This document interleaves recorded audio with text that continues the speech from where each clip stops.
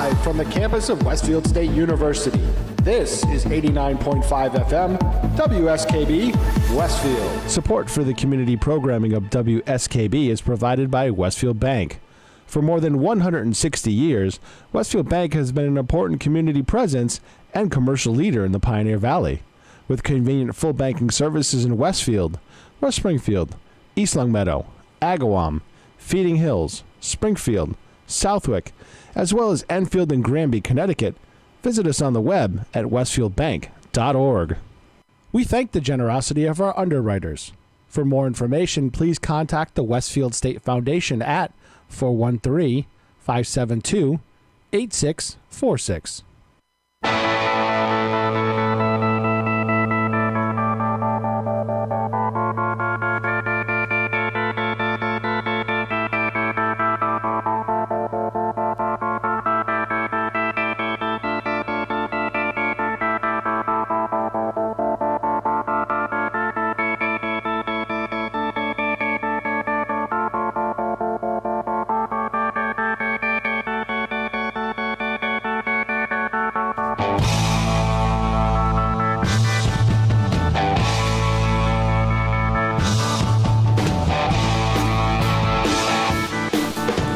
Good morning, Westfield, Mass. 6:01 a.m. Thursday, August 30th, 2018. Already warm. 73 degrees outside your door. Actually quite beautiful this morning. Yeah? Nice bright moon in the west. Sun coming up in the east. It was a nice ride in. Had the top down this morning, Peter. Nice. Yes. And 70s, right? 73 degrees right now. Getting up only to 88 today. I'll take it. What it's been like the last few days been much different. So it's only going to be 88 today. A cool front comes through today. Tomorrow, Friday the 31st, last day of August, the high temperature is only 75. And then 80 on Saturday. Cloudy both Friday and Saturday. Sunday, 85. With a slight chance of a thunder boomer. And then back to 90s Monday and Tuesday. And close to 90 Wednesday and Thursday next week. So our last little stretch of summer coming up. Kids are all back to school by Tuesday the 4th. So that's what's going on right now with your weather at 6:02 a.m. This is the Westfield News Radio Show. We're live in the studio up in the Ely building at the campus of Westfield State University. My guest this morning is a local attorney here in Westfield who specializes in bankruptcies. And I thought this would be a very interesting conversation. And even just before we went on the air, I already learned something because my question was, so the economy's doing well, so what's the need for a bankruptcy attorney? You're going to find out why you still need a bankruptcy attorney, but please welcome attorney Eric Kornblum to the studio. Good morning, Eric. Thanks for joining me. Good morning, Patrick. Thanks for having me. My for some reason, my headphone's not working, so I'm ditching that today. But thanks for getting up early. I really appreciate it. This is going to be an interesting topic. It really is. But before we get into that, I know you're based here in Westfield. Give us a little background about who you are, where you grew up, where you went to school, and so forth, just so we know. Okay. I grew up in New York City area, Brooklyn and Staten Island. I went to college in upstate New York in the Binghamton area and came to Springfield in 1989 for law school. Oh, okay. And I really fell in love with the Pioneer Valley. I thought there was enough culture and country in the area, and now from Brooklyn and Staten Island, it's just a little different. A little different. And if I really wanted the big city, New York is only 3.5 hours. Yep. But we got Boston down the road, exactly. And Hartford, and Albany not too far away. So I thought it was really an ideal place to set my roots and raise a family. So which law school did you go to? I went to Western New England. Oh, okay. Back then it was Winnick. Winnick, now it's Winnew. I still call it Winnick. It was a good school. I learned a lot, and while I was in law school, I did some internships in downtown Springfield with housing court judge and then a local law firm. So I learned a lot. I met a lot of people, and it just really lit my passion to stay here and work with the people in the Pioneer Valley. So when you go to law school, do you pick a specialty like criminal law, business law, bankruptcy law? Do you figure that out through your internships and then your first couple of jobs, and you say, okay, this is what I want to focus on? In law school, there's certain core classes that you have to take the first year, and then there's electives and different things. The funny thing is, I never took a bankruptcy course while I was in law school. Interesting. And we hear that many times people find their niche, if you will, in the law through the first or second job they have and what the firm's requirement was. And after law school, my first job was at a small firm here in Westfield, and it turned out an attorney had left the office, and he used to do the bankruptcy work. So that thrust me into bankruptcy. And I found that it was very powerful, and I can make meaningful changes in people's lives that really were without hope when they first came in to see me. So that fueled my passion and desire for... So you've been practicing bankruptcy law for nearly 30 years then. Close to it. You're making me feel old now. But, well, I'm older than you. Maybe it's about 25 years now that I've been practicing. Wow. So has bankruptcy changed at all in 25 years? Or is it pretty much, if you were bankrupt in the 80s, you're bankrupt in 2018, it's all the same thing? Or have there been nuances and changes? Well, the underlying causes and reason for bankruptcy is still there. Okay. And, debt. And debt and other things I'll get to in a moment. But the bankruptcy laws themselves have changed. Especially in 2005, there was a pretty dramatic revision to the bankruptcy laws. But bankruptcy relief is still there for many people. They may have to jump through more hoops, and there's more work and more cost involved. But the benefit and the relief is still there, and we help, I've helped thousands of people get to a better spot. Get back on their feet from being in a hole. Wow. Yeah.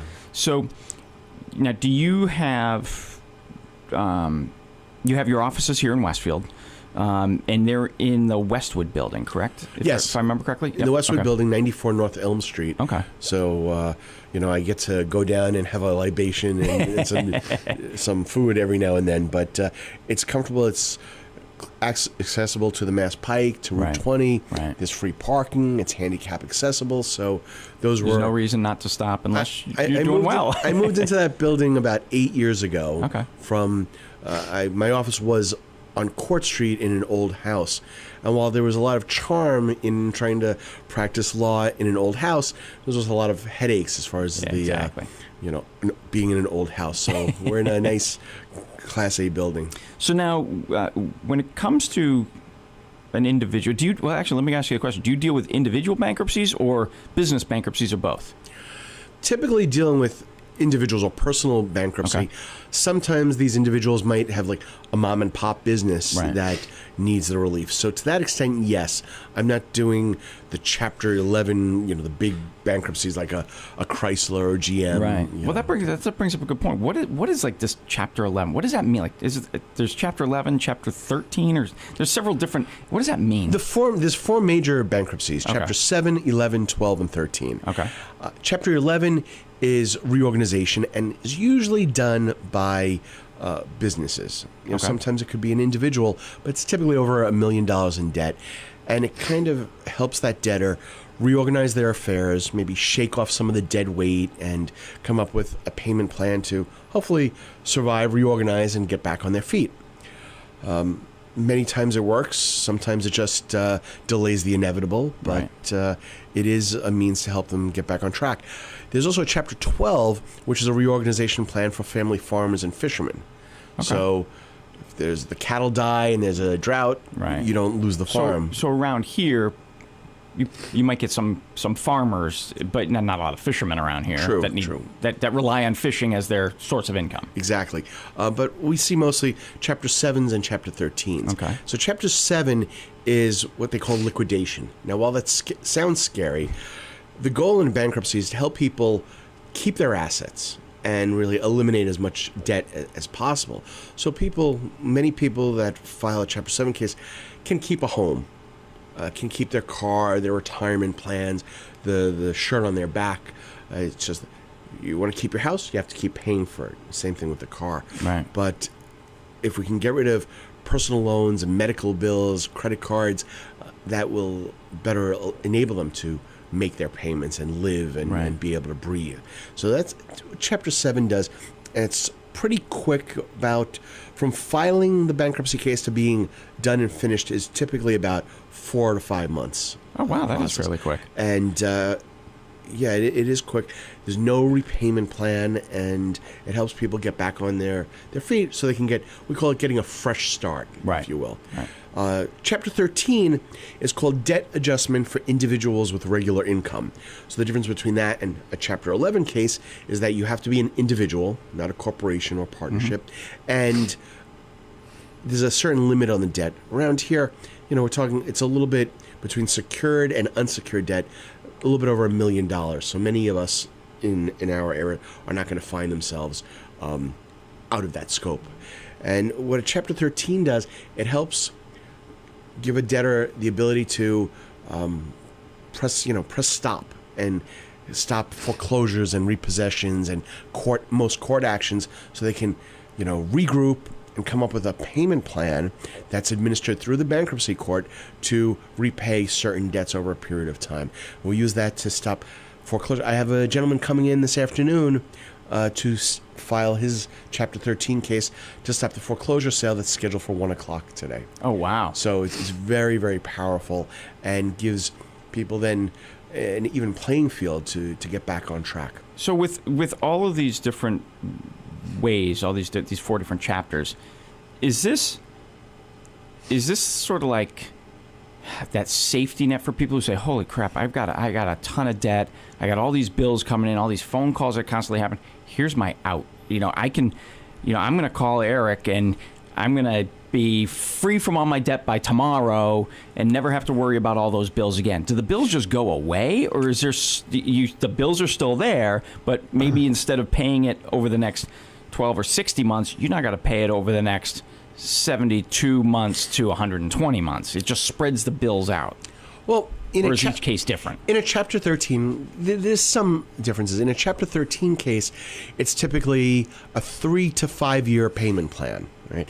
And with that payment plan, secured debt, for example, if you're behind on your mortgage or your car payment, so the part that you're behind will get paid back in this term, 3 to 5 years, but you have to continue making your regular monthly payments. Right? Credit card debt, medical debt, other most unsecured debt would get paid maybe a portion or 50% or 100%, but over that 3 to 5 year plan, at the end of that bankruptcy Chapter 13 case, you would get a discharge, meaning that if you only paid 5% of the unsecured debt back, the rest is discharged. Okay.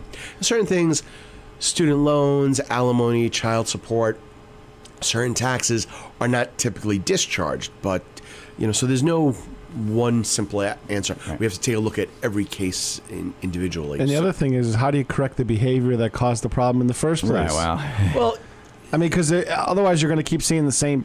Isn't there only a certain number of times you can do something like that? there are some restrictions that are built in so if you file a Chapter 7 bankruptcy and get the discharge, you're not eligible to receive a discharge in a Chapter 7 case in the next 8 years. Okay.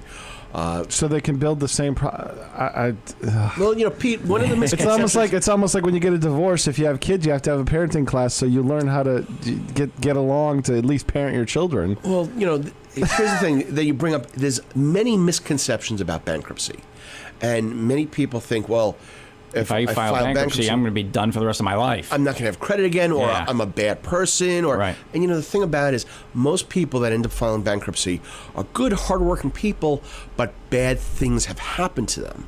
Medical bills, medical bills. People lose jobs, they lose their overtime, they get sick, or a family member passes away.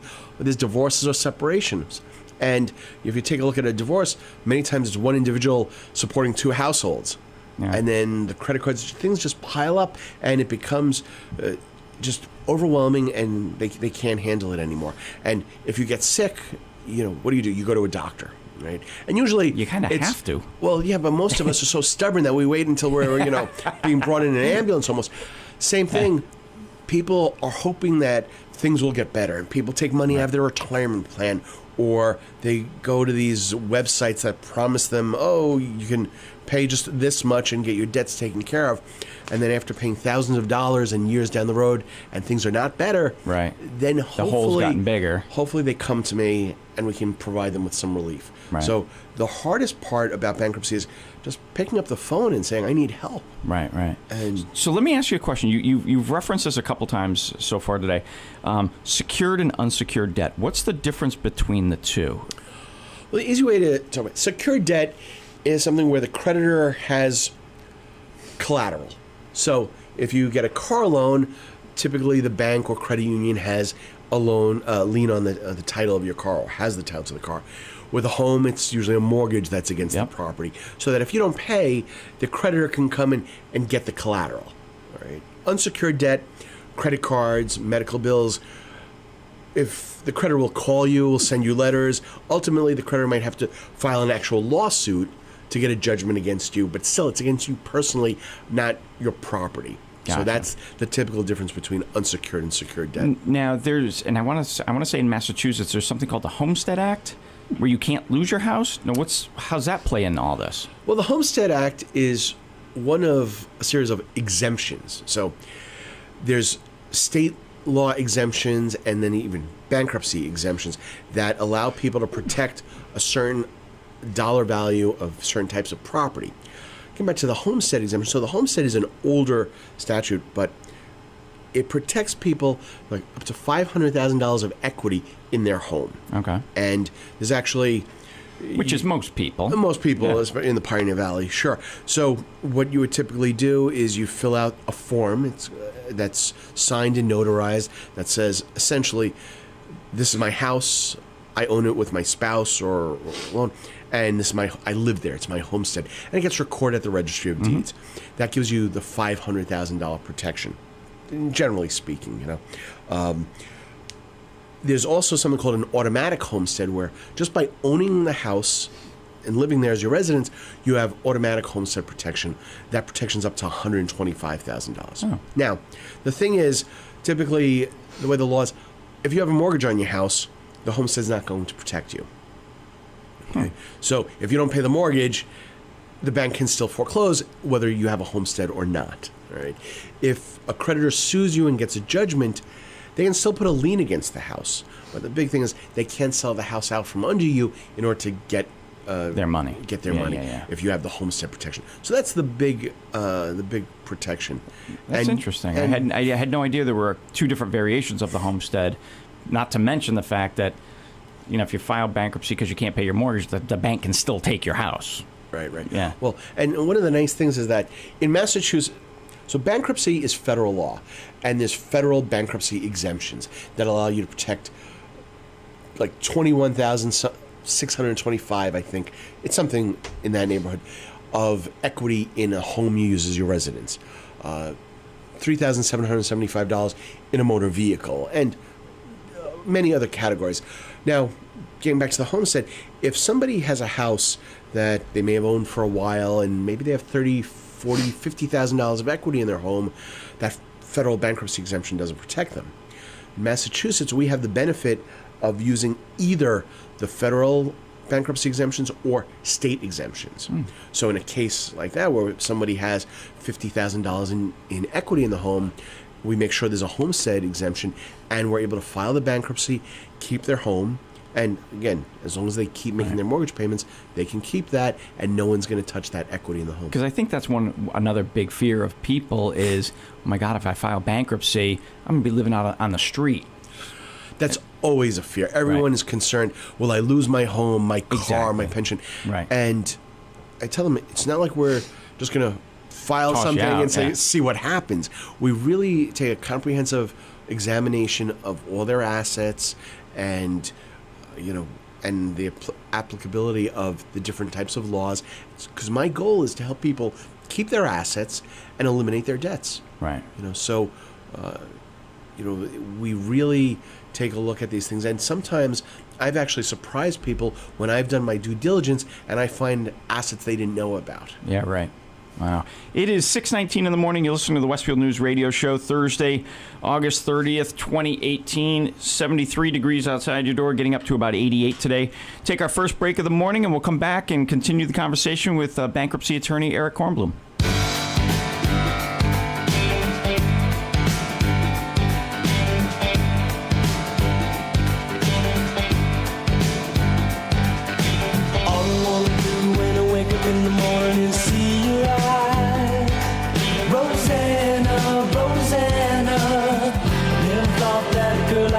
Could ever care for me, Rosanna. All I wanna do in the middle of the evening is hold you tight, Rosanna, Rosanna. I didn't know you were looking for more than I could ever be. Not 20 years since she went away, Rosanna. She's gone, and I have to say,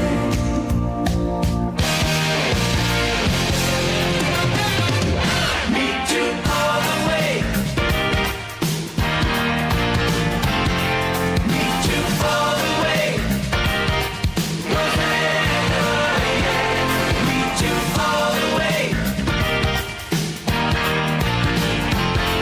meet you all the way, Rosanna.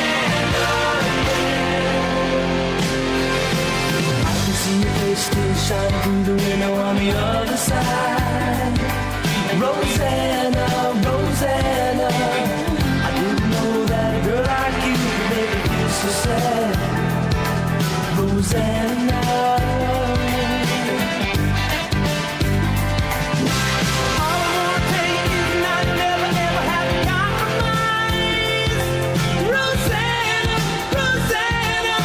I never thought that losing you could ever hurt so bad.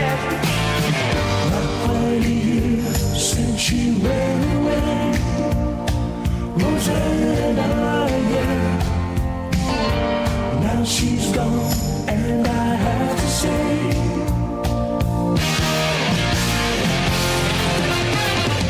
meet you all the way,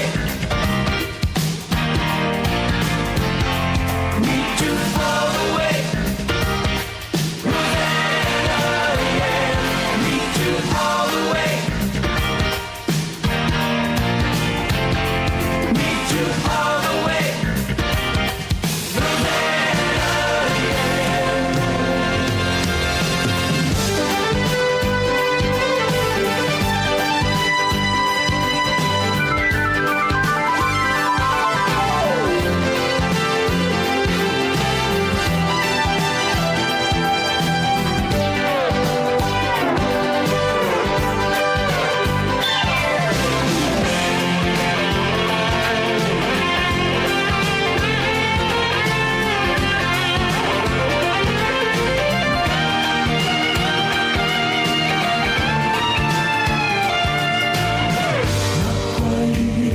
since she went away, Rosanna, yeah. Now she's gone, and I have to say,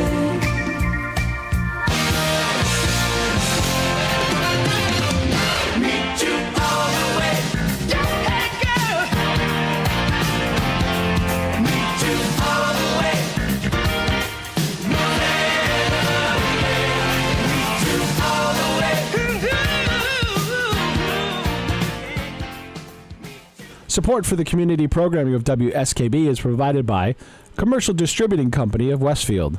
Now in its third generation of family ownership, Commercial is one of the premier beverage distributors of Western Massachusetts.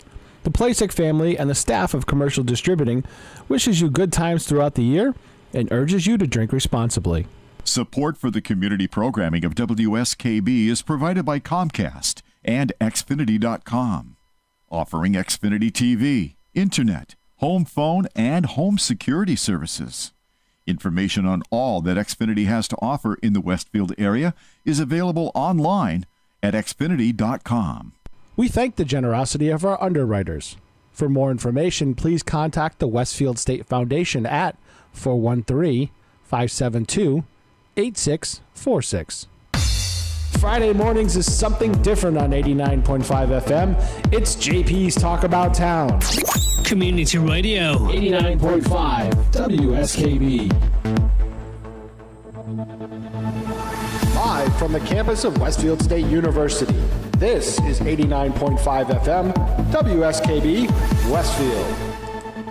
Good morning again, everybody. 6:25 a.m. Thursday, August 30th, 2018. 72 degrees outside, getting up to 88. And a nice, clear, beautiful morning today. Nothing wrong with that. Tomorrow, the 31st, 20% chance of rain. Looks like it's going to be cloudy tomorrow, and it's only 75. So the heat wave that we had earlier in the week is gone for the next 2 days or so after today. Saturday is September 1st, kids. It's the Labor Day weekend. Hopefully you have Monday off so you can get out and enjoy a nice 3-day weekend. If you're really lucky, the boss will let you out maybe a little early Friday, so it's sort of a 3.5-day weekend. But are you giving your employees a hint? I'm actually not around tomorrow, so I have to move daughter number 2 into college. So are you giving them a hint? I can neither confirm nor deny what my staff will be doing tomorrow.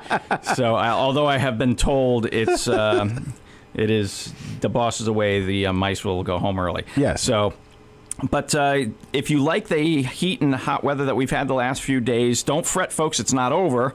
Monday, Tuesday, Wednesday, and possibly Thursday could be 90 degrees as well. So the first few days back to school for the kiddos could be a couple of hot ones. And don't forget, school in Westfield Southwick does start on Tuesday, so be careful of your buses buzzing around.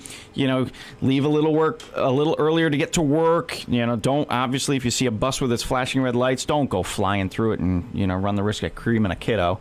Yep. So that's what's going on. What's that, Pete? It's a $250 fine to go around a bus with displayed flashing red lights. It's $250, huh? Yep. And if you do it more than once, you can lose your license. You know what? That's not a bad thing. It should probably be more than that. But anyway. You do it more than once, you lose your license. Good. It's 6:27 in the morning. You're listening to the Westfield News Radio Show. We're live at the Westfield State University campus up in the Ely building in the studio. Next Thursday, we're back at Westfield Tech Academy, right, Pete? Not exactly sure if we're on the stage at Tiger's Pride We don't or know where we're... we'll be, but we won't be here. Right. I don't care where you go, but you can't stay here, right? Exactly, I guess. So, next week's discussion, I have Kathy Sittler and Christine Hupfer from the Drug Awareness Task Force for the School Department for the City of Westfield. Oh, right before the vigil this next week. Which is next Friday night, yeah. Exactly. So it's gonna be a real good discussion next Thursday morning as well. So we're live back here in the studio. Attorney Eric Kornblum is my guest. Good morning again, Eric. Thanks for getting up early. I appreciate it. So one of the things we look at now is the economy's great. Unemployment is at some of its lowest it's been in at least a decade. Everybody's working. Everybody's making tons of money. Who needs a bankruptcy attorney? But that's not really the case, is it? It's correct. While it might seem counterintuitive, actually bankruptcy filings tend to increase when the economy is doing better. And there's a number of reasons for that. People spend more than they think they have, or... That may be part of it. Also, when the economy is doing better, banks may be freer with lending practices, and there's more credit available to people. People have jobs and they're working, and like you said, they're spending more. And actually, I received a call last week from a woman who said she's been out of work for a while, just had temporary job, but she's now finally full-time employed. She has these debts that are piling up, and she needs to file her bankruptcy. She's been holding off on it, so now she can afford it, and she wants to come and see me. I just had a question that I was going to ask you. Damn, keep going. Sorry, I had a question I was going to ask you about it. It was on the tip of my tongue a second ago.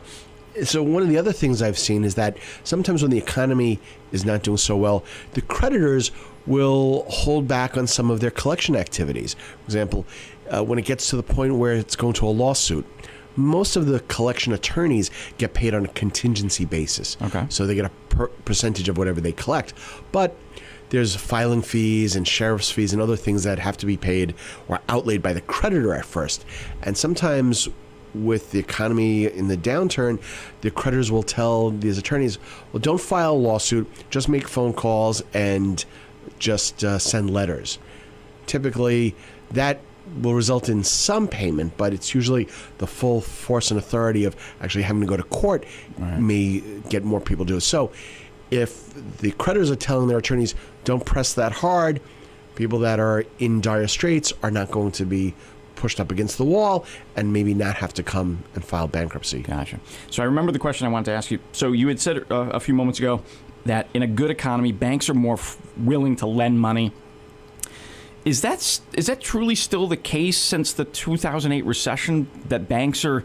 Because I was under the impression banks were really a little bit hesitant about loaning money since the recession because a lot of banks got lost money. Well, true. I mean, there's certain underwriting practices that they have to be more strict about, and certainly with mortgage lending, is much more controlled and restrictive. But credit cards and personal loans and things like that may be a little looser, if you will, or maybe not as stringent. And when people are doing well, money is freer. But, it's interesting. You mentioned, that just in that example, a woman lost her job or whatever. Bankruptcy isn't always about the person who can't control their spending. You might, and it's funny because I look at some of the people of my age. We're 50 years old, maybe been working for a company for a long time, but technology has changed things. So you're 50 years old, you got a couple of kids, you got a nice house, you got a couple cars, maybe like me, you got a kid or two in college, and then all of a sudden your company, something completely out of your control, your company changes, maybe technology eliminates your position or whatever it might be, and now you just lost your, $7,500, $125,000 a year job, and you're, oh my God, I got a kid in school, I got a mortgage, I got car payments. So how does that's got to be so nerve-wracking for the person going through it. It is, and that's a story that I hear all too frequently, and usually the continuation of the story is they get laid off or terminated, whatever, because their company is going through financial difficulties too, right. And they realize, yeah, you've been with us 20, 25 years, that's great, but we can hire 2 kids right out of college, still save money, and whatever, even though they're not going to be as good, that we don't care. We're going to take that risk. We're going to take that risk.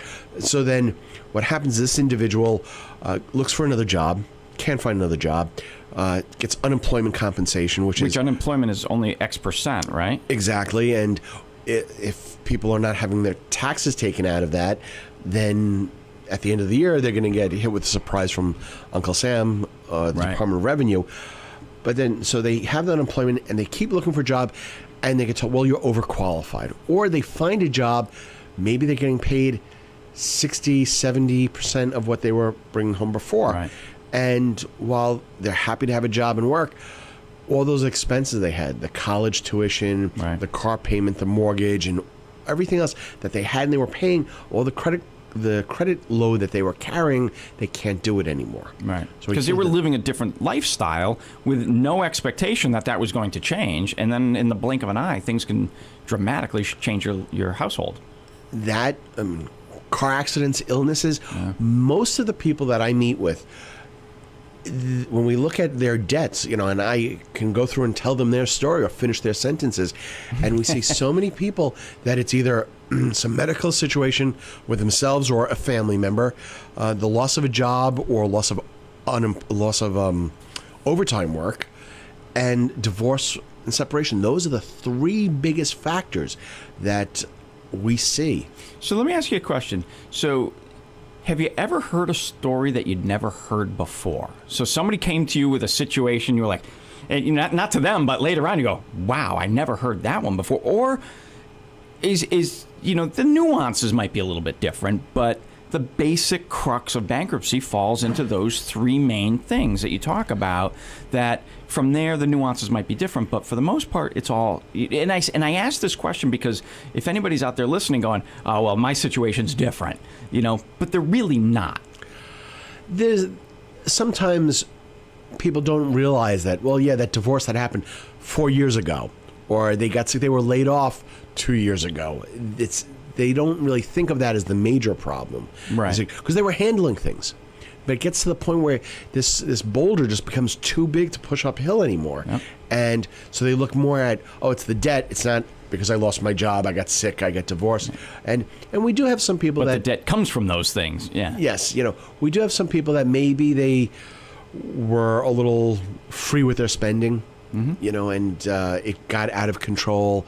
Maybe we've had people that a spouse or a significant other took some of the credit cards and spent money on them. I have one gentleman whose mother did some identity theft, and he really doesn't want to go to the police and press charges against mom, but in the meantime, his credit is in the gutter, and we need to get him back on track. So again, not technically his fault. Maybe he should have been more aware of what was going on with his credit, but we see all kinds of different situations. Everyone's unique, and everyone's story is a little different, but a lot of times we look at the roadmap and we see these little things that have come up over time. So when you sit and talk with a client, do you say, okay, let's not talk about what's gone on in the last 6, 12 months. What's happened in the last 4, 5, 10 years to get like you said, that roadmap of where you've been, where you are, and where we're going? Well, what I usually do is come in and say, so tell me what's going on, because something. You got a box of tissues. And we do. Right. We've got a nice big box of tissues there. I've got stress balls in my office, and the thing about it is what's going on now, because something prompted them to come into the office. Right. Usually these debt problems didn't just pop up overnight, but something finally pushed them in to see me. Maybe it was a letter they got about a lawsuit. Maybe that final foreclosure sale date is coming up. Maybe they spoke with a friend who said, you know what, you need to talk to a bankruptcy attorney, or go talk to Eric, he helped me before. So I see what's going on, and then we start peeling the layers of the onion back and say, what happened? Tell me about this and tell me more. And I'll ask questions about their work and their job and their home and what their goal is. And many times people, they want to be able to sleep at night. Yeah, right. They want to be able to not fight with their spouse anymore about the bills. They want to not have to worry about, can I put food on the table today? Right. And they're fearful that they're going to lose the house, or the creditors are going to come after them, or that they'll never have credit again. So there's a whole range of things that we talk about, and I try to really take a holistic approach, see what was going on, what's going on today, and not only how do we get rid of the debts today, but what's going to happen tomorrow? Because to Pete's point earlier is let's stop the behavior. If it is a spending behavior issue, what's going to happen in 3, 4, 5 years from now? Or if it's an identity theft, prosecute the offenders and stop the problem. Well, you know what? Right. Yeah. You never know. And sometimes people say, well, I want to keep my house. I have to keep my house. I've spent so much money and blah, blah. Yeah. And when you look at, well, this is the monthly payment. And then to get caught up, like in a Chapter 13 case, you're going to have to pay X amount of dollars more on top of that. And so, for half of that, you can rent the house next door probably. So, and there's no equity in the house. Does it really make sense to stay with that house? Right. And, we explored different options. I said, because moving down the road, we get rid of your debt, your credit card stuff is fine, but do you have enough money coming in the house to keep your normal living expenses in check? Wow. It is 6:38 in the morning. You listen to the Westfield News Radio Show. Bankruptcy attorney Eric Kornblum is my guest this morning. A wonderful discussion. So we're going to take a break. We're going to come back and continue it. Hopefully you're learning stuff, because I certainly am. We'll be right back.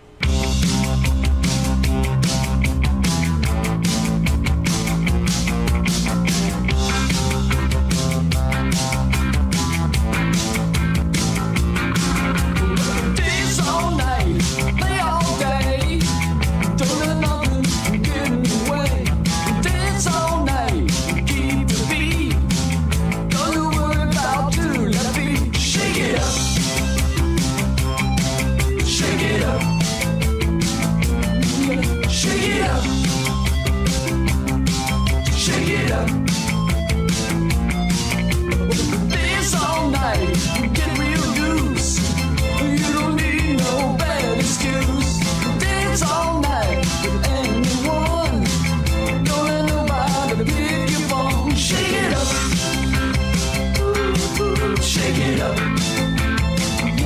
Yeah, shake it up.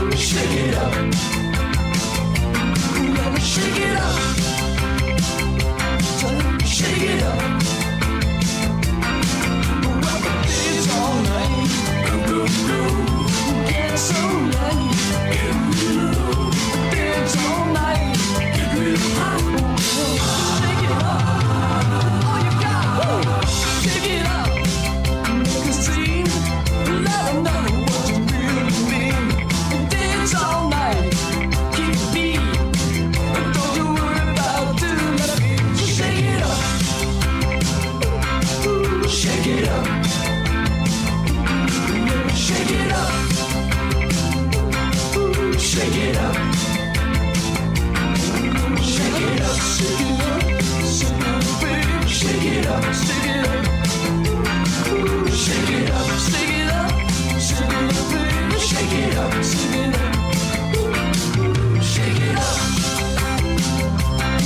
Shake it up. Shake it up. Shake it up. Shake it up.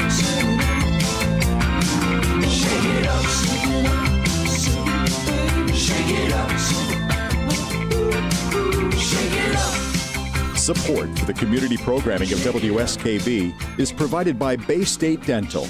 Comprehensive dentistry at 14 convenient locations in Springfield, Chicopee, Longmeadow, West Springfield, Belchertown, East Longmeadow, Ludlow, Northampton, Greenfield, and Wilbraham, as well as 29 Broad Street in Westfield. Bay State Dental makes it a priority to help you achieve and maintain the healthy smile you deserve. On the web at baystatedental.com.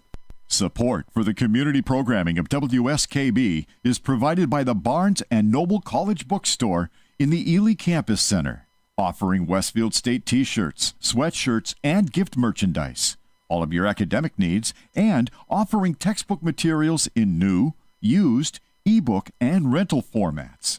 Available at the bookstore on campus or online at westfieldstate.bncollege.com. Support for community radio on WSKB is provided by Betts Plumbing and Heating Supply Company, an independent, family-owned wholesaler serving Westfield for over 50 years, specializing in plumbing, heating, and industrial piping supplies. On the web at bettsplumbing.com or at 14 Coleman Avenue in Westfield. We thank the generosity of our underwriters. For more information, please contact the Westfield State Foundation at 413-572-8646. He rules the roost on Thursday from 6 till 10. It's Patrick Berry. Community Radio. 89.5 WSKB. Live from the campus of Westfield State University, this is 89.5 FM WSKB Westfield. Good morning again, everybody. 6:43 a.m. You listen to the Westfield News Radio Show. 72 degrees. It's now brightening up outside your door, getting up to 88 today. The overwhelming heat and humidity from the last few days is slowly going away. As I said, today is only 88. Just to give you an idea, Tuesday hit 97. Wednesday, yesterday, hit 99. So today is a good reprieve from those 2 days. Tomorrow will only be in the 70s. So we got a little bit of a cool front coming through for Friday and Saturday. And then the temperature jumps back up. We got 85 on Sunday, and then the 90s Monday, Tuesday, and then possibly Wednesday and Thursday of next week. But that's still several days out. The weekend doesn't really look half bad. Of the 3-day weekend, if you're lucky enough to have Monday off, Sunday has a 40% chance of a thunderstorm. But other than that, Saturday seems to be cloudy and 80. Monday is partly sunny and 90. So it doesn't seem to be too bad of a weekend. Tuesday is back to school, September 4th. So just be wary of buses. Give yourself plenty of time when you head out the door for work on Tuesday morning. Buses are going to be going slower all next week because they figure out their routes and the kids and so forth. So just be careful. 6:45 a.m. We're live back here in the studio up at the Ely building on the campus of Westfield State University. Attorney Eric Kornblum is my guest this morning. Eric is a bankruptcy attorney based here in Westfield. Wonderful discussion so far this morning. Thanks for getting up early. I really do appreciate it, but tons of good information. I want to shift gears a little bit to talk about the greatest generation, the senior citizens that are out there. Those folks who are 60 and older. They worked their entire lives. They've lived in their houses. Maybe they're on Social Security, which goes up at a nominal pace every year, but prices of things just keep going up. Do you get a lot of clients that are over the age of 60 that just, again, you talk medical bills. That's a group right there who, unfortunately, as you age, you incur medical expenses. Unfortunately, we're seeing more and more of our seniors, and it really just tears a I'm tears sure. a hole in my heart, because I look at these people that should be in their golden age Yeah. and retired and enjoying. They've worked so hard all their life, only to be burdened and Right. impoverished with this debt. And we do see them. And the other thing is, that was a generation that was brought up with it. You pay your bills, you don't file Exactly. bankruptcy. Yep. And it was almost sinful, they thought, to Yeah. file bankruptcy. So I do see those people, and And they're probably the hardest group to make that phone call, too. yes, You know, yes. because of that mindset of growing up the 30s, 40s, 50s, 60s of, no, you support yourself. Patrick, let me give you a great example. Was this man? His name was George. He was brought in by his adult daughters, and he came in with his wife, and we're talking about it. And he's basically using his retirement to pay his credit card debt, his monthly credit card bills, and their minivan payment, whatever. And then there's nothing left over, and the children were supporting him. He had moved into one of the girls' houses, and they just really felt, because they saw he was just paying this payments, and it was never going to get paid off. Right. His natural lifespan, he would never pay it, yet he was still paying, over $1,000 a month just on his credit cards. Wow. And they were still going to have expenses, and Right. so they pay the credit card so they can use the credit card, but then it's just a never-ending cycle. And he said this to me. He was 86 years old, and he says, "But I grew up, you paid your bills." And I told him, I said, "Well, when you paid fair." I said, "But if you pay one day late, they're cranking up the interest rate on you, and they hit and you that's with this criminal fee." in and of itself, the way they can do that to you. But anyway. And what they'll do is, if you look at the total available credit that these credit cards give people, they can't afford it. Yeah. They can't afford it based on their income. So if you went into a bank and said, "My income's $20,000 a year," they're not going to give you a $10,000 loan Right. or $15,000. The credit cards were happy to do that. And so finally, I was able to,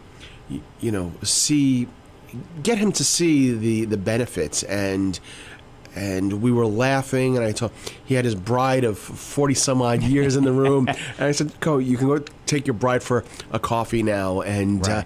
and it was just so Like a freeing. weight off their shoulders. It was a yeah. weight off his shoulders, his wife's shoulders, the daughters. You could just see the physical change in their appearance, that they found that there was hope and there was relief, and we went through that process, and it was great, and they're doing fine. He's moving on. He's not going to be living, in the Riviera, But still, he can live the lifestyle he wants He can. in retirement. Yes, he can. A question for you. We touched on it jokingly a moment ago about credit cards. Because, my kids a few years ago when they were in their teens, getting ready to graduate high school, they get solicited. And I remember my youngest one going, "They're giving me $5,000. I said, "Well, no." Look at the interest rate and the whole 9 yards. Do seniors have that same problem where credit card companies go after them and say, "Oh, hey, here's this great credit card"?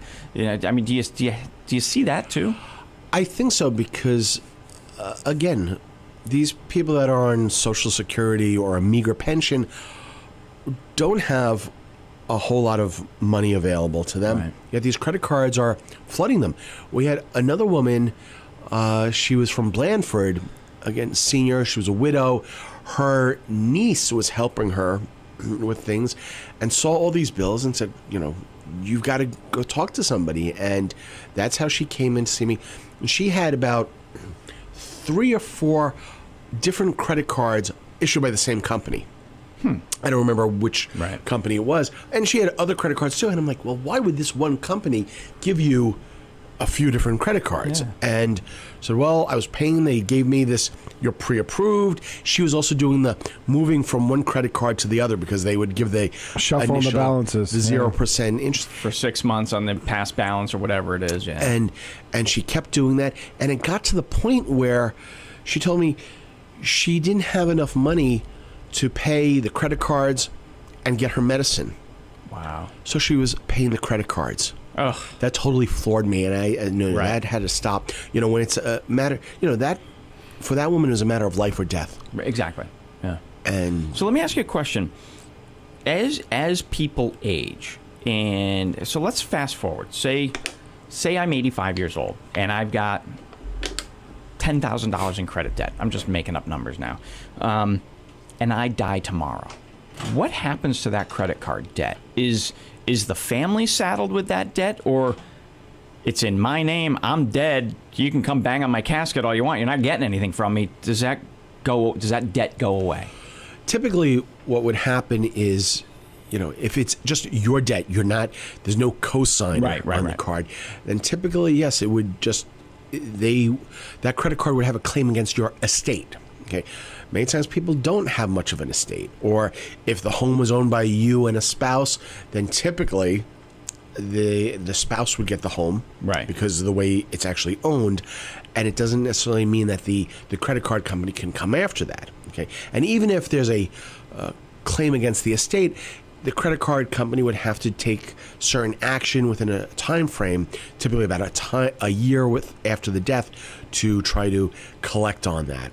And so if you're in your 80s and you're thinking, all right, I'm going to get a couple of credit cards, rack up some debt, go to Vegas and go to the Riviera and all these places, it's still going to come back to haunt you. Well, I don't see that many people doing that. I really don't see. Well, I'm sure there's people out there that do that, but for the most part, people use the credit cards, especially the elders would use it out of necessity. Yeah. And then it's a matter of just trying to keep up and paying, debt maintenance, if you will. So, over your years in practice,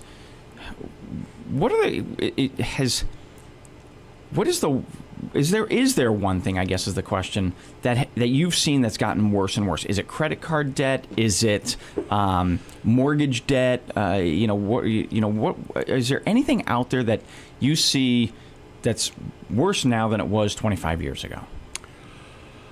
I don't know if there's more credit card debt now than there was 25 years ago. It seems it's still prevalent. There's still a ton of it.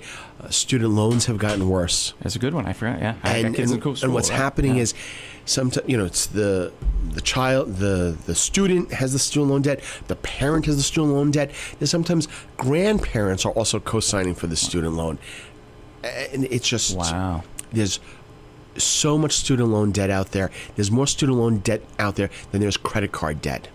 Isn't that amazing? It's something I think comprehensive needs to be done. I don't have the answers, but you just got to deal with the end result of people who can't pay the debt. And people are going to school and they're getting out of school unable to pay their bills back because they're not finding jobs that can help them support themselves and pay back the debt. Well, it's interesting because I know there's a guy I know who's in his early 40s and he's still paying his student loans. Like, oh my God! And people used to laugh at Mike Rowe, saying that people can do trades and they don't necessarily need to go to college. But that's exactly it, And that's a whole different discussion. Oh yeah, a shift of we're of that generation. No, you go to college, you get a degree, and you earn a good living. But when colleges cost a small fortune.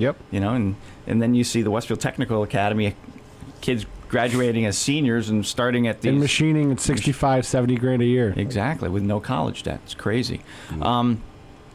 So when you're reaching out to people, or when people reach out to you and you have that conversation, you said it can take somewhere between 4 and 5 months to rectify. So if you fast forward from the moment they contact you to 5 months down the road, what is life like after that? So are there dramatic changes to a person's lifestyle after filing bankruptcy? Well, I think, speaking in a general sense, I see dramatic changes. Excuse me. Soon after I meet with them, and it's just so thrilling for me to see people walk out of my office after our initial consultation with hope, right? Yeah. And optimism, and knowing that they're not going to lose things and they can get back on track. And as we go through the process, they become more aware of their budgeting and where the money is really going. Many times people aren't aware. I get paid and we do this, we buy food, we buy clothing, and I don't know where the money goes. So as part of preparing the bankruptcy petition and schedules, we need to have monthly income and monthly expense schedules filed. And I'll tell people, I said, I want you to write down everything you spend money on. Everything from a cup of coffee to a budget. pack of gum to gas in the car to a new shirt. And that awareness that they have, wow, I didn't realize I was spending so much money on this or Right. that. And so having that awareness of what's going on is, I think, helpful. Moving on. Gives them some strength. You know, it's funny when you talk about writing down expenses. I look at cigarette smoking. You know, when we were kids, cigarettes were, 50 cents, $1 a pack. I don't know what they are now. They're almost probably $10. $10 a pack. $10 for a pack of cigarettes. So, but if you look at how much people would spend, you're smoking a pack a day. That's $70 a week on cigarettes. Pack $300 a month. Yeah, and we see that often. that's a car payment. It is. Yeah. It is. And now, if people smoke, they smoke. Not to, No, say God, no. But I'm bad or taking anything, but one half. You're going to Dunkin' every day for a cup of coffee, $2 a day. It's $60 a month. And it adds up. Just the little it does, things. It does. And when I prepare these bankruptcy petitions, people give me their information, and we look at it, and I don't take it for face value. I go through it, and I still ask them questions. I said, well, okay, so you have a family of 4, and you're telling me you spend $400 a month for food. I'm thinking that might be a little bit low. And I'll ask the question, do you stop, most of us, on the way to work, we stop at Dunkin' Donuts or Cumberland, whatever, and we get the coffee or something. So there's $2, $3, $4 a day. That might, Monday through Friday, there's $20 a week. $80 a month, people don't even think about. Exactly. Okay. And they go out for McDonald's, they go out to get a pizza, all these things that they just don't think about. Over the past 25 years, I've seen a lot of similarities, and I know to start asking certain questions. And it's interesting because, conversely, those companies, the fast food restaurants, all these other places, they know this. So they want you to get in that habit of, hey, we got a $4 value meal today, feed your family of 4 for $16. You can't do that at the grocery store, but that's where they get you. It's all marketing, and they want you to spend the money there. So it's 6:58, creeping up on 7 a.m. Thursday, August 30th, 2018. Attorney Eric Kornblum, a bankruptcy attorney based here in Westfield, is my guest this morning. We're going to continue the second hour talking about the struggles of bankruptcy. It's not the negative connotation it has always, you may have think it has been growing up.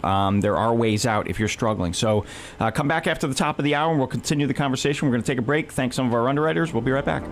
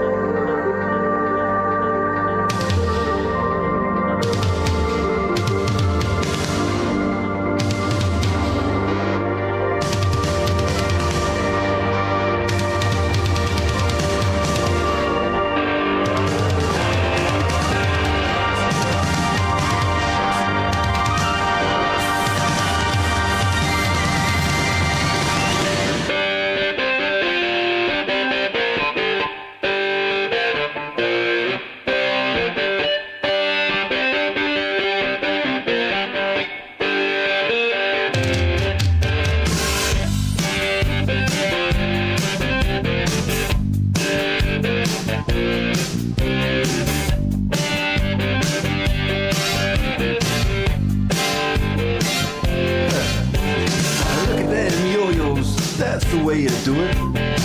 You play the guitar on the MTV. That ain't working, that's the way you do it. Money for nothing and your chicks for free. Now that ain't working, that's the way you do it. Let me tell you, damn guys ain't dumb. Maybe get a blister on your little finger. Maybe get a blister on your thumb. We got to install microwave ovens, custom kitchen deliveries. We got to move these refrigerators. We got to move these color TVs.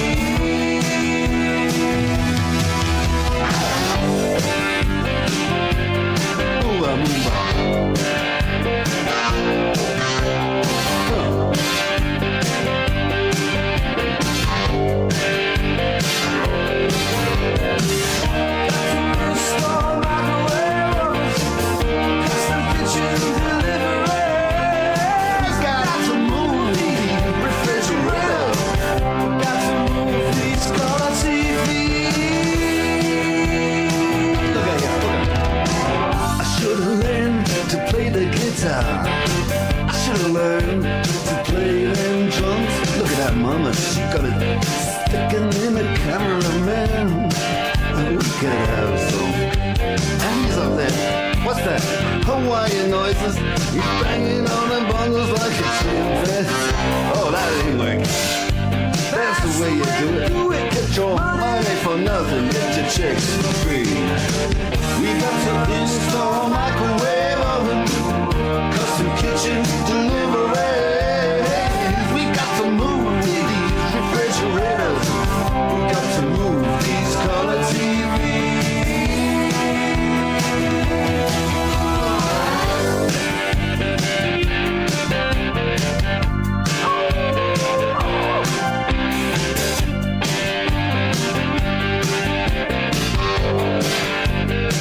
Listen here. Now, that ain't working. That's the way you do it. You play the guitar on the MTV. That ain't working. That's the way you do it. Money for nothing and your chicks for free. Money for nothing. Chicks for free. Money for nothing. Chicks for free. Look at that. Look at that.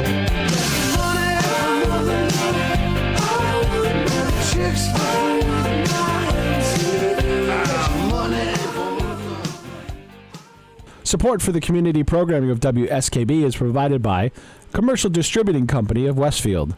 Now in its third generation of family ownership, Commercial is one of the premier beverage distributors of Western Massachusetts. The Placek family and the staff of Commercial Distributing wishes you good times throughout the year and urges you to drink responsibly. Support for community radio on WSKB is provided by Betts Plumbing and Heating Supply Company, an independent, family-owned wholesaler serving Westfield for over 50 years, specializing in plumbing, heating, and industrial piping supplies. On the web at bettsplumbing.com or at 14 Coleman Avenue in Westfield. We thank the generosity of our underwriters. For more information, please contact the Westfield State Foundation at 413-572-8646. Wednesday mornings from 6 till 8, it's Tina Gorman with Wake Up Wednesday. Community Radio. 89.5 WSKB. Live from the campus of Westfield State University, this is 89.5 FM WSKB Westfield. Live around the world. You're listening to the Westfield News Radio Show on WSKB 89.5 FM Westfield. Here's your host, the owner of the Westfield News Group, Patrick Barry.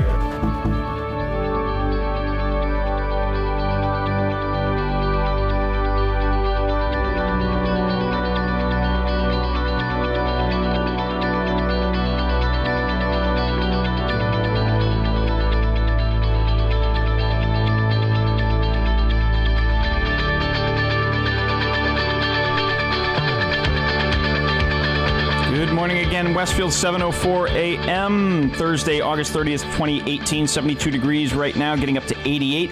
Looks to be a gorgeous morning here on campus at Westfield State University. We're live in the radio studio on the third floor of the Ely building. We're back here with attorney Eric Kornblum, who's my guest this morning. And if you're in tune with this radio show, you know that I've been doing this show for, what's it been, about 4 years, right? We hit 4 years. Yep. We hit 4 years in June. Yep. That I've been doing this show. I've been doing the show a little over 4 years, and today is the second time ever I've had a call-in. Ever in 4 years. Well, granted, for 3 of those years we were at the press room, right, so we couldn't do call-ins. No. But settle down, caller. We'll get to you in a moment. Jeez, they're so cramped. Settle down.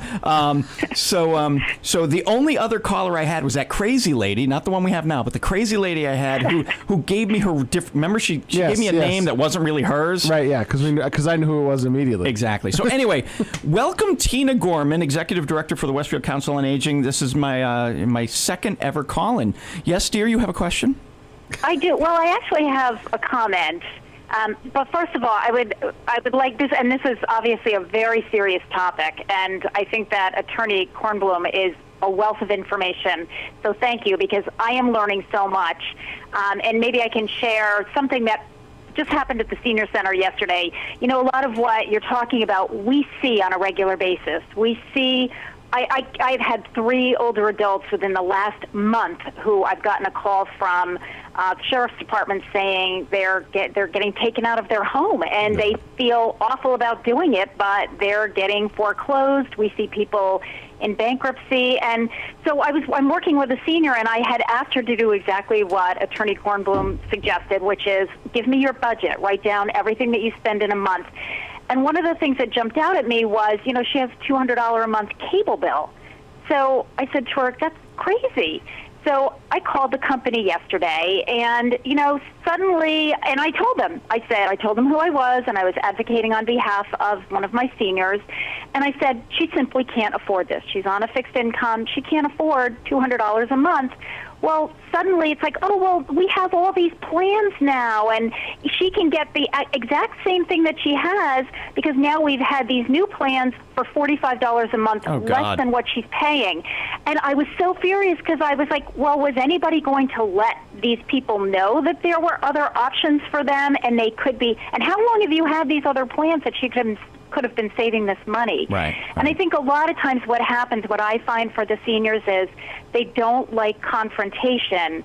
So if I suggest to them, you know, well, why don't you call and see if, oh no, that's okay. You know, it's the status quo, and they're kind of afraid. And I was not confrontational at all. I simply said to this woman, she can't afford this. What are some other options?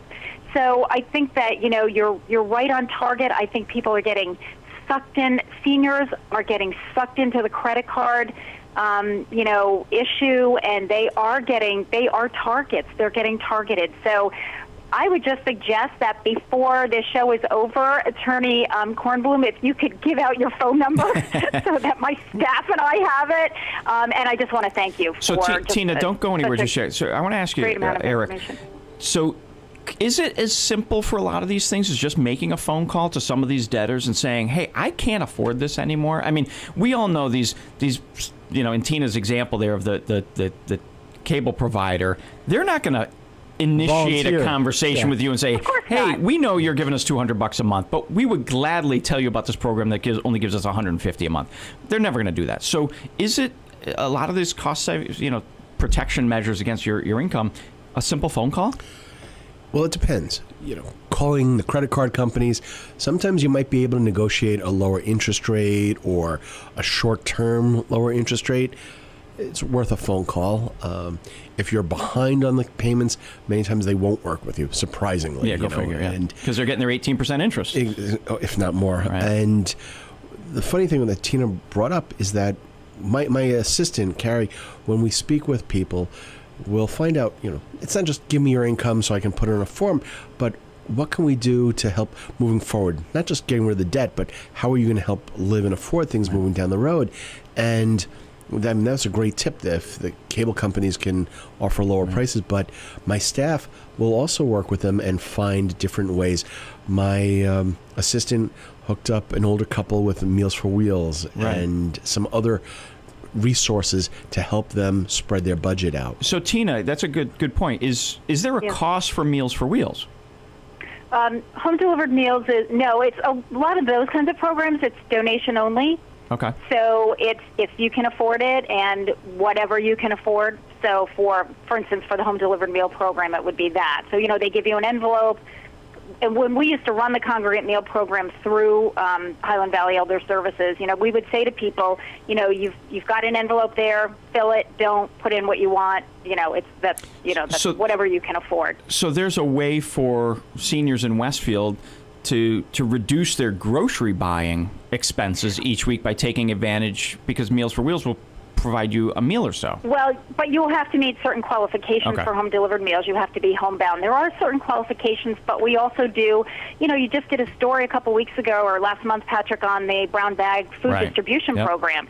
You know, we do that. That's easy enough for people to sign up. There's also a mobile food bank that Marion Zeiss coordinates over at St. John's Lutheran Church. I just put the flyer up. I think that's twice a month. and that's a grocery bag full of, food and fresh produce and things like that. So, there are programs out there, and, it's a matter of people making some phone calls. And a lot of times we'll have family members who, as Attorney Kornblum said, he had George's family who came in with him, and we have the same, where families will say, is there anything out there for my parents? And usually the answer is yes, there are things that are out there. But I agree with the attorney, which is also I hear over and over again, I have to stay in my house. I don't, and sometimes that's not the best option. And what I've told people is you've become a prisoner in your own home because of either health care needs or financial debt or whatever it is. So sometimes it's helping people to just understand that, okay, instead of starting point is I cannot move, I have to stay in my home for 1,000 reasons that they're going to give you. If you can get them to step back and say, well, let's just look at what would happen if you didn't. What are some of the other options? Just to get, just to start that conversation. So sometimes the stubbornness is what holds people back. Well, I look at my role as a counselor. And I think sometimes it's stubbornness, and sometimes it's just, what they have in their own head, which is that, it's just this mantra of, this is my home. And as the attorney said, they've worked hard at a day and age where, buying your home was a very big deal. And so that's something that you have to hold on to till the very end. You don't want to lose that. Right. So, Tina, quick question for you. How frequently do you or your staff come across seniors that are struggling financially? Every day. Oh, wow. Every single day. And that was not the case when I started 12 and a half years ago. But now, every day. I had somebody in my office again yesterday. I had more than one person yesterday. So, I have somebody who's doing the tax work-off program who said, unfortunately, she said, my taxes go up, all these bills go up, and Social Security is not keeping speed with that. It goes up very slightly each year, but she said, I'm losing each year. I keep losing ground. We see it every day, Patrick. Right, it's hard to keep up with your debt. It is. Tough stuff. Well, thank you, Tina, for calling in. I appreciate it. Thank you. Thanks for the show. And, Attorney, as I said, make sure we get that phone number out there. And an address, because I'm not sure where your office is. What was it, 94? 94 North Elm Street. He's in the Westwood building. Perfect. Oh, perfect. What floor are you on in very Westwood? Good. I'm on the 4th floor. 4th floor of the Westwood building. Perfect. Very good. All right. Thanks so much, guys. Thank you, show. Tina. Yep, bye-bye. All righty. Bye-bye. So interesting stuff there. We talked about it earlier. Just again, that generation of seniors, people 60 and older, who it was really taboo to file bankruptcy. You pay, like you said earlier. I pay my own bills, but as Tina pointed out, every single day she's got seniors in her office talking about the financial struggles, and prices keep going up. And again, I know people in Westfield are going to go through the roof because it was on the Westfield News radio show that taxes in Westfield are too high. Well, that's not the case. It's just everything is more expensive now. A gallon of gas in 1975 was not $2.95. It was about a gallon of milk in 1975. 40 cents. Yeah, in 1975 was not $3.99. Everything has gone up. So and it puts pressure on people's sustainability with their income. It's hard. It sure is. And one of the things we see this from all the different age groups that they just can't afford. Right. Health insurance goes up. Health insurance goes up, yet it covers less, and people just are not able to keep up with their living expenses. It's hard. And kids' clothing, food, everything is gone everything up. costs so much more. And what I was thinking of when Tina was on the phone, my role, I look at it as I'm a counselor. They talk about attorney or counselor at law, and I find that a lot of this is the counseling to see what is the best solution, and really helping people move past a lot of their preconceived notions or things that they have to keep. We say, well, that's really your financial death knell right there by struggling to hold on to that. Yeah. And I remember one gentleman who was retired, he had a young child, and he wanted to keep his 3-bedroom house or 4-bedroom house. And I said, you can't afford it. You don't need it. And I'm already looking finally at said, downsize, and my wife's like, settle down. He finally Kid's not said even out of the house yet. that fine, he was going to get rid of that. And they found a nice apartment right near a park and still in the same school that his son was going to. As we were going through the process, he came, he was smiling. He said, I was able to buy my son a new pair of sneakers the other day. There you go. And that for him was a huge victory. And seeing the smile and pride on his face, just was so much for me. Absolutely. We're going to have to take a break. But before we take a break, ladies and gentlemen, per Tina's request, get a piece of paper and a pencil. I'll give you a second. Make sure you get a piece of paper and a pencil because Attorney Kornblum is going to recite his phone number in a matter of moments. So if you got a piece of paper and a pencil, okay. Maybe a possible website? And a website for those of you. Okay, There you go. Attorney, what's your phone number? 568-3900. 568-3900. 413-568-3900. And the website is? The website is debtfreema.com. Debt-free. DEBTMAFR. DEBTFREEMA.com. Debtfreema.com. Okay. Everybody get that? All right, we're going to take a little break. We'll repeat it again later in the show. I can't believe we didn't do it yet, but, thanks to Tina. That's why she listens. We're going to take a little break. Thanks to some of our underwriters. We'll be right back.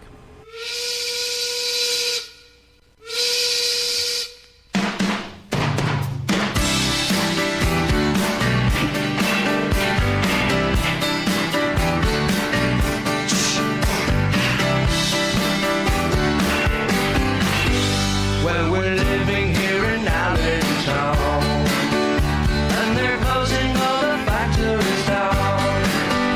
Out in Bethlehem, they're killing time, filling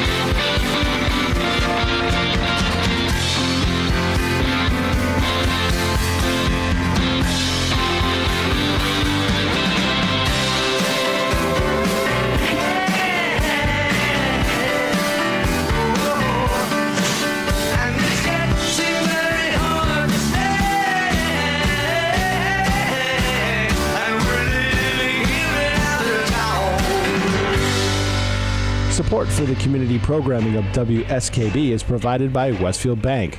For more than 160 years, Westfield Bank has been an important community presence and commercial leader in the Pioneer Valley. With convenient full banking services in Westfield, West Springfield, East Longmeadow, Agawam, Feeding Hills, Springfield, Southwick, as well as Enfield and Granby, Connecticut, visit us on the web at westfieldbank.org. We thank the generosity of our underwriters. For more information, please contact the Westfield State Foundation at 413-572-8646. Wednesday mornings start off right from 6 to 8 a.m. with Tina Gorman and Wake Up Wednesday. Community Radio. 89.5 WSKB. Live from the campus of Westfield State University, this is 89.5 FM WSKB Westfield. Live around the world. You're listening to the Westfield News Radio Show on WSKB 89.5 FM Westfield. Here's your host, the owner of the Westfield News Group, Patrick Barry. Good morning again, everybody. 7:22 a.m., Thursday, August 30th, 2018, 74 degrees outside your door, nice and clear, getting up to 88 today. A little better than the 99 it was yesterday and the 97 on Tuesday. So today's and tomorrow will be even cooler than today, only 75 tomorrow. Saturday about 80. Cloudy both Friday and Saturday. Sunday, the temperature starts to tick back up again to 85 with a chance of thunderstorms. Monday, Tuesday, 90 degrees. Wednesday, Thursday next week, close to 90. So summertime ain't over yet, even though school starts on Tuesday. So it's that time of the day, Pete, or that time of the show, Pete, when we talk about the hurricane threat. So currently Hurricane Miriam is in the East Pacific. It's only a Category 1 move. It's 4,439 miles from Westfield, moving west, so we're okay there. Hurricane Norman is in the East Pacific, a Category 3, only 3,100 miles from Westfield, but again, moving west. And then Typhoon Jebi in the West Pacific as a Category 3, 7,500 miles, again, away from Westfield, moving west.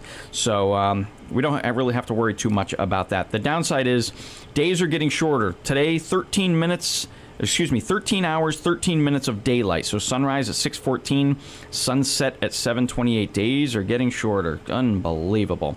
So that's what's happening at 7:23 in the morning. We're live back here in the studio in the Ely building on the campus of Westfield State University. Attorney Eric Kornblum is my guest this morning. Good morning again, Eric. Thanks for joining me.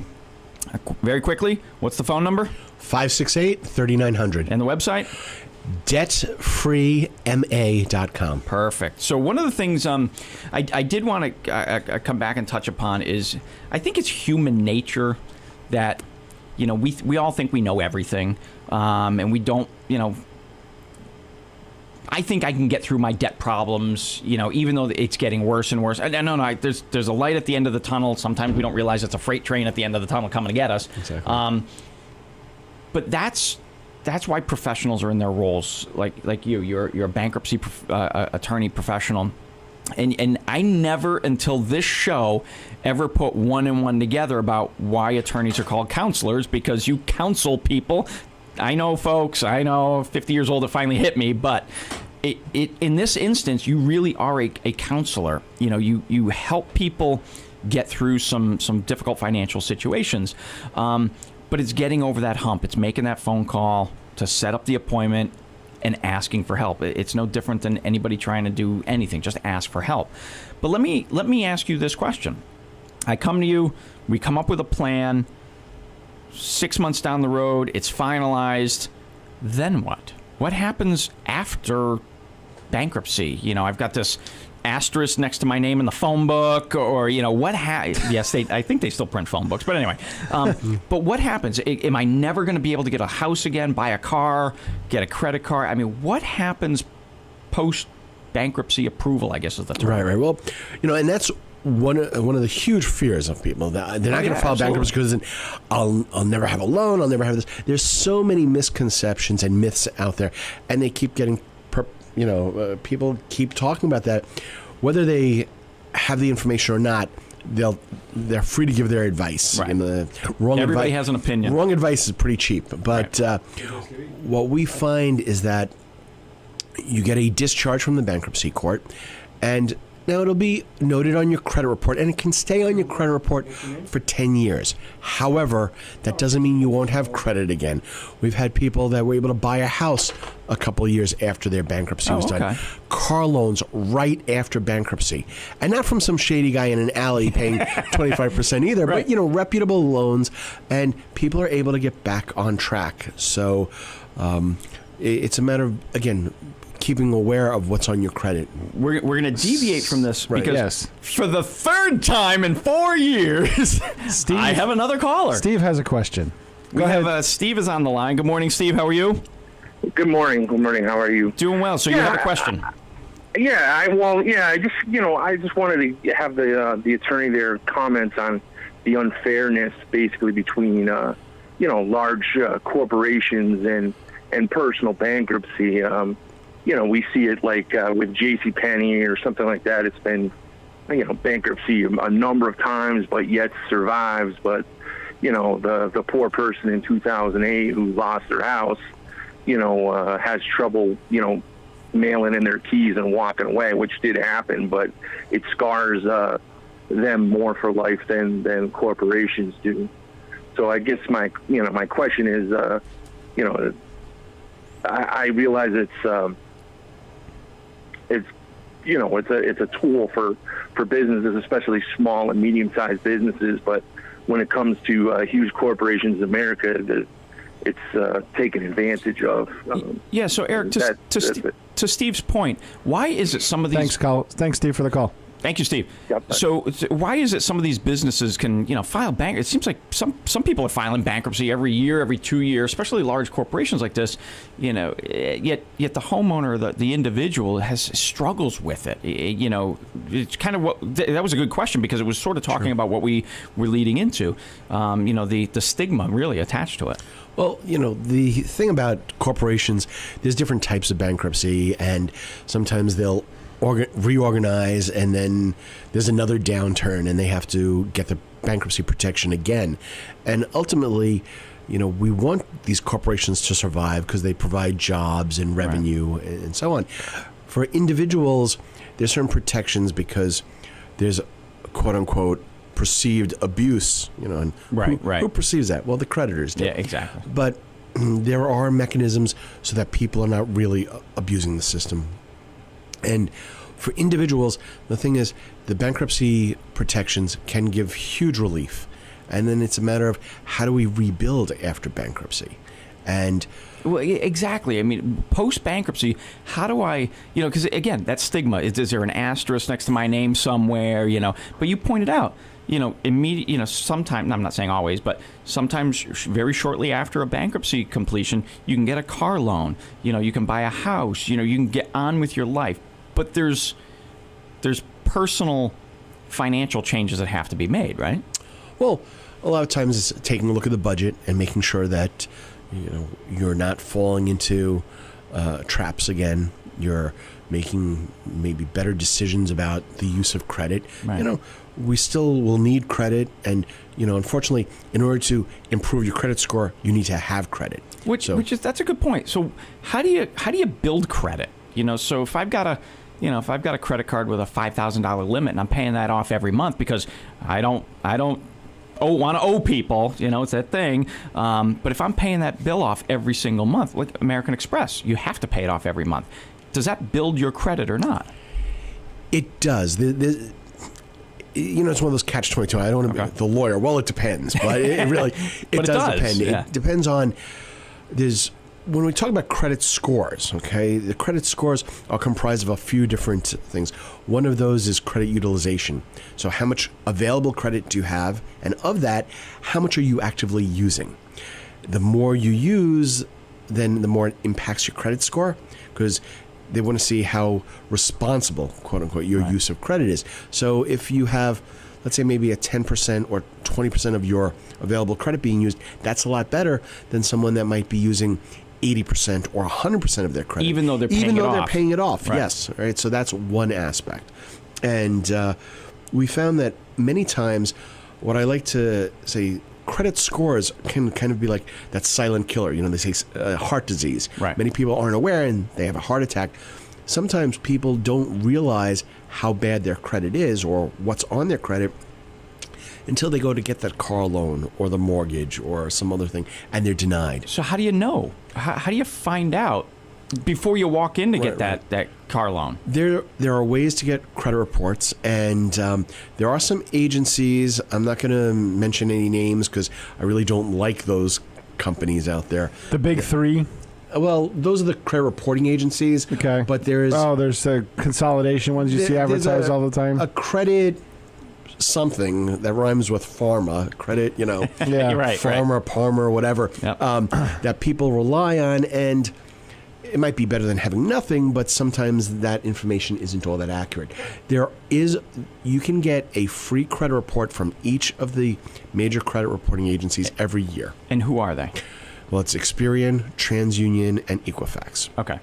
So you can get a free credit report from them. It's not going to have your credit score, but you can get a free credit report to see what's on there. And what would you find on a credit report? Well, you're going to find public information. You're going to find the credit cards, loans, other things that At you've that had. point in time. So if I requested one for myself today, it would show me my credit card loans, my mortgage, my cars, It's you like know, a as snapshot. of today. Yeah, snapshot. Well, it's also going to be a history. It's going to go back in time. Right, okay. And up to today. Okay. And so there are times where, you know, sometimes if you haven't been paying on time, that's going to show up. Right. Sometimes there's mistakes that the credit reporters make. Or maybe if, you know, there might be more than one Patrick Berry in the neighborhood. So right. maybe somebody else named Patrick Berry's information is getting reported to yours. If you're not being proactive and taking a look at your credit reports, you're not going to know that until it might be too late. And, And I notice a lot of banks nowadays are offering that as part of their service to at least one of the major three companies, that they'll facilitate or they'll have links for you to get from their bank website that you can get to a credit report. So in this day and age where there's a lot of identity theft and fraud out there, it probably makes good sense to get these, and maybe it's because there's three of them. So every 4 months you could get one, because it's every year, right? So you get, you know, the TransUnion today, you get it this time again next year. But 4 months from now, you get the Experian. 4 months later, you get the Equifax. You know, so every 4 months you're getting one to kind of give you an idea of what's gone on in the last 4 months. That's one way of doing it, although sometimes a creditor might report to one or two of them, not all three of them. Okay. You don't really know. Sometimes when we look at the three different credit reports, I see different information for the same creditor on the three different accounts. Sometimes people might do. Well, why don't they make it? You know, why don't they get together and make it simple? Well, Jesus. You know, who knows? That could be more problems if they all colluded on things. But sometimes people will say, "Oh, my birthday. That's a date I can remember. My anniversary. Some other thing. Some specific date every year. You go get your credit report." And how do you get one? Well, it's annualcreditreport.com. I believe is the website. I'm not sure if it's .org. I think it's .com. Pete, can you give that a quick look up on the computer? Yeah, I believe that's right, because I've used it before. And the thing about that is it gets to be a little bit of a hassle, and that might be a reason why people will avoid that too, because then you have to go in and you have to put in certain answer questions so they can verify that you are the person. Right, and then people putting in some of that information make it, whoa, I'm not giving you that information. Or the thing is, more likely, they might ask you about a phone number that you used in the past. I'm lucky if I can remember what I had for breakfast yesterday. So today. Really, so that might be a bit difficult, and then stop people from doing that. Plus, when you go to that website, put that right in the toolbar. Don't do a search for annualcreditreport.com. Oh, because and that is right. That's the website. It's sponsored by all three credit reporting bureaus. And what's the URL? Annualcreditreport.com. Annualcreditreport.com. And so again, put that right in the toolbar, because if you do like a search for that, it may come up with some of these other companies out there, that are trying to make money off of it. And the thing is, when you do that request, you can it's going to be for free. They'll offer you your credit score. Now, that you usually have to pay for, number one. Number two, there's a lot of different credit scores out there. That's another big thing that people, you're looking at me with this curious look.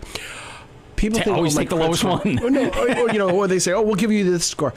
There's FICO, Fair Isaac Corporation, is the primary provider of credit scores that most of your creditors will look to, right? So they analyze what's on your credit report and your use of your credit, and there's 4 basic factors that they use to comprise on what your actual score is, from like 350 to 850, or 300 to 850, with 850 being like ultimate. 700 and above is good, very good score. That's Oh, what you're really? shooting Oh, for. I thought it was the lower the better.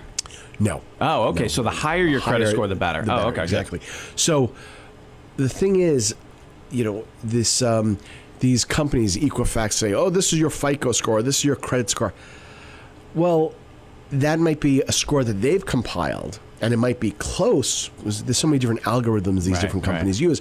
But when then you go to the bank and say, oh, my score is this, they're going to pull a FICO score They're gonna do and an find that, no, this is what we think it is. Right. And if people go to myfico.com, MYFICO, I think it's also a .com, that's information from that FICO company. It has a lot of good information about credit and credit scoring and how to obtain credit reports and stuff like that. Is the use of credit scores, is that something new? Because I don't remember that 20 years ago.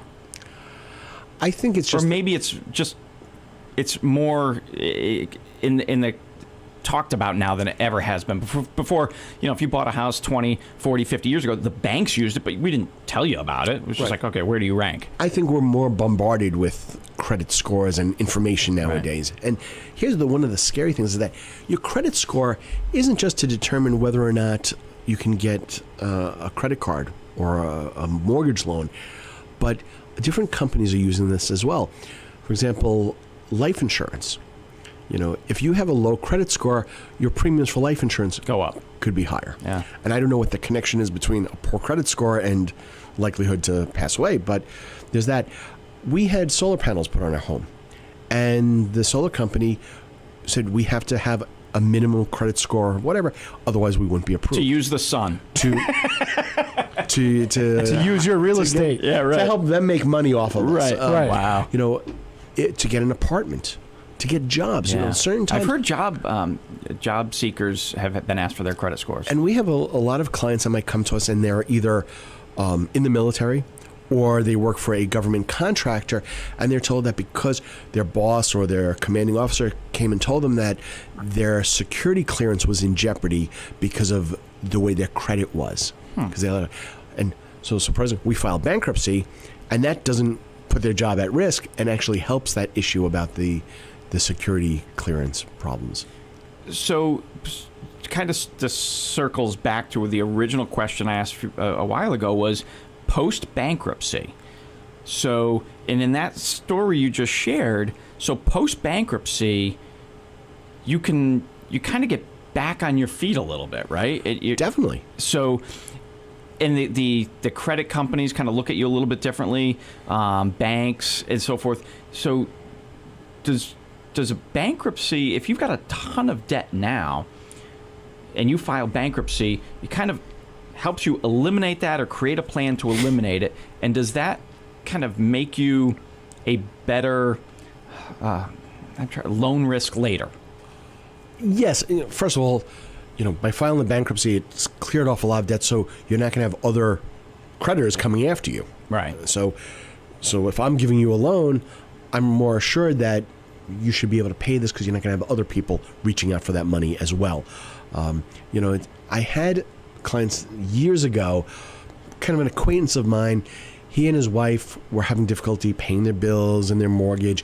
And it all stemmed from when their son was born, he had a congenital heart defect. And medical issue. Yep. You can't plan on that. So just, right along. And again, that was years before we met. But taking the time off to be with the son and be in the hospital and the medical expenses caused them to fall behind on credit cards and stuff. They had an adjustable rate mortgage that was going up. Taxes went up. So I put them in touch with a mortgage broker that I thought would work with people that didn't have such great credit. And she looked at their credit and said, I can't do anything for you. And they said, well, I guess we're going to have to file bankruptcy. So she said to them, well, if you do that, that'll be great because it's going to eliminate a lot of these debts. come back to me in a year or two afterwards. Wow. And so they went ahead and did it. And I told him, just like I mentioned earlier, I've seen clients refinance or do things like that even after a bankruptcy. And he shook his head and said, okay, but didn't really believe me. Right. 2 years later, he was sitting in my office and we were doing a refinance of his mortgage. Wow. And he said, he shook his head. He said, I couldn't. Never thought this would be. Never thought that it could happen for him. Wow. He heard what I said, but really didn't believe me and was able to do that. So it does happen. And it's, again, being responsible and moving forward. What we do is I work with a company that helps teach people how to rebuild their credit after something bad, like a repo, a foreclosure, or a bankruptcy. And bad as far as bad to your credit. Right. And what they do is they teach people how to rebuild their credit, get credit, and how to use it properly so that they can lift their credit scores up, and the goal being the 700 or 720 credit score. Right. And the reason why that's so important, besides the fact that if you want to get an apartment, a loan, solar panels, or a job, the credit is important. But if you go for a car loan and you have a 720 credit score, that's a good score. The bank or credit union is going to be falling all over themselves to give you a 3% auto loan. If you have some blemishes on the score in your credit and you have a 660 credit score, that's what they consider a fair range of scores. It's only 60 points less, but still fair. Wow. The bank or credit union is going to say, well, we're sorry, Mr. Berry, but there's some blemishes. We can still give you a loan. It's going to be 14 or 15%. Right. So from 3% to 15%. Okay. So there's a big difference. A big difference. And unfortunately, if your credit is lower, you're paying so much more for everything. Right. So how do you You're higher risk. elevate yourself and get out of that situation? So it's, again, being aware, but it is available. And what I do is I enroll my clients in this course after to help teach them. Good. I want to give people tools to help pick themselves up and get into a better spot. Very good. It's 7:43 in the morning. You listen to the Westfield News Radio Show. We've only got one more segment left, but if you have questions for Attorney Kornblum, the studio number is 413-572-5579. So that's 413-572-5579 is the phone number to the studio here. So if you've got questions for Attorney Kornblum, give us a call, 413-572-5579. We're going to take a break, and we'll come right back after this.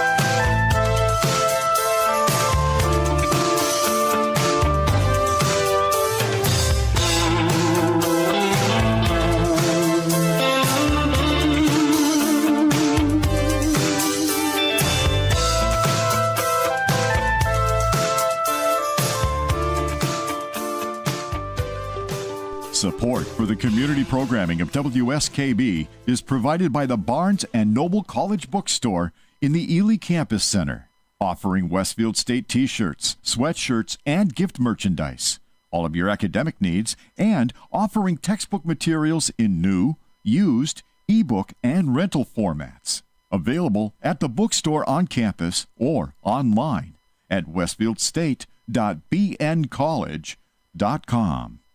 Underwriting for the community programming of WSKB is provided by the Boys and Girls Club of Greater Westfield, serving the youth of the Whip City and surrounding communities since 1969. For more information on the Great Futures Club for ages 3 to 5, happening weekdays, and the Club Teen Center for ages 11 and older, weekdays from 6:30 till 8 p.m., go online at bcgwestfield.org or visit the club at 28 West Silver Street. The Boys and Girls Club of Greater Westfield. Great futures start here. We thank the generosity of our underwriters. For more information, please contact the Westfield State Foundation at 413-572-8646. It's Tuesday morning from 6 till 8. Wow, it's Tuesday with Bob Plass. Community Radio. 89.5 WSKB. Live from the campus of Westfield State University, this is 89.5 FM WSKB Westfield. Live around the world. You're listening to the Westfield News Radio Show on WSKB 89.5 FM Westfield. Here's your host, the owner of the Westfield News Group, Patrick Good morning Berry. again, everybody. It is 7:48 a.m., Thursday, August 30th, 2018, 74 degrees outside. Bright sunshine this morning, looking pretty good up here on campus, getting up to 88 today. Tomorrow, Friday, the 31st, last day of August, only 75 degrees tomorrow. So we went from nearly 25-degree temperature swing in 48 hours. So yesterday, Wednesday, was almost 100. It was 99 in Westfield. Friday will be 75. So big, big change. However, if you love that hazy, hot, and humid weather, like me, it'll be back. Sunday is 85, Monday's 90, Tuesday's 90, Wednesday, Thursday next week, nearly 90. So we're not out of the hot of summer yet. Hopefully, it'll hang on until Christmas, but that's doubtful. Not likely. So, not unless you're in Miami. So yesterday on the Westfield News Facebook page, I had screens captured from my phone, the weather from January 7th of this year. Yeah. At 8 a.m., it was 11 below zero. Right, I remember that day. So I posted that on the Westfield News Facebook page yesterday saying, hey, if you hate the heat, just remember this in January. Remember that week? It was, I think, down at night, it was like 20 below zero. Yeah. Brutal that I remember week. coming in to do the show, and it was freezing in there. Oh, my God. So, and part of that post was the winter solstice is 115 days away from yesterday. Okay. And Christmas is 118 days away. So, yeah. I know people want to shoot me. I get it. But it is 7:50 in the morning. Attorney Eric Kornblum is my guest. We're back here live at the studio at Westfield State University. If you have a question for Attorney Kornblum, the number is 413-572-5579 to call us here in the studio. So, Eric, question for you. If I want to learn more about this, I can always call you in the office. But you had mentioned to me earlier that you're doing an open seminar for people. Give me a little bit of background on that. What's going on there? So a few months ago, I met another attorney who does a lot of consumer affair work. And we were talking about how we have clients that some of my clients might benefit from him and his might from me. But we realize that there's so much information that people need, and we decided to start doing the seminars about understanding debt and credit, and specifically the secrets that the creditors don't want you to know. And so we did one in July in Springfield that was pretty well attended, and we have another one coming up in Westfield at the Holiday Inn Express. Oh, right by the Turnpike. Yes, right by the Turnpike on September 13th. So that's 2 weeks from this weekend. Right. It's a Thursday. It's 2 weeks from today, actually, yeah. Yes. Okay. So it's in the evening, 6 to 8 p.m. Oh, perfect. And it's a free seminar. and there'll be beverage and stuff like that. But it's going to be informational. So seats are limited. So we'd have you call the office to reserve your seat or go online. What's the office number again? It's 568-3900. Okay, so call that number, 568-3900, to reserve your space in the free seminar that's coming up on Thursday, September 13th. Right. And we'll teach people about what credit scores are, the different how to get your credit report, how to get that. And we actually, at the last one, what we did is we actually had forms there, because you can go online or there's a form you can fill out and mail. So we had the forms, we had the envelopes already addressed with a stamp, ready to go. So we sent them out, and what we did was we told those people, when you get your credit reports in a few weeks, you can call me or Adam, the other attorney, and schedule an appointment to review those and take a look and see if we see issues with those that need to be addressed. Now, everything's not all doom and gloom. Now, has anybody ever come into your office, thinking the world was ending, financially, that, oh my God, I'm overwhelmed. This is, I don't know what to do. Have you ever sat with somebody, kind of heard their story, talked to them a little bit and said, you know what? Before we go the bankruptcy route, try a couple of these things, and then let me know how it works out. Have you ever run into that? I do that all the time. Oh, really? Well, what we do is I look at their options. I try to give people options. So bankruptcy is really a last resort.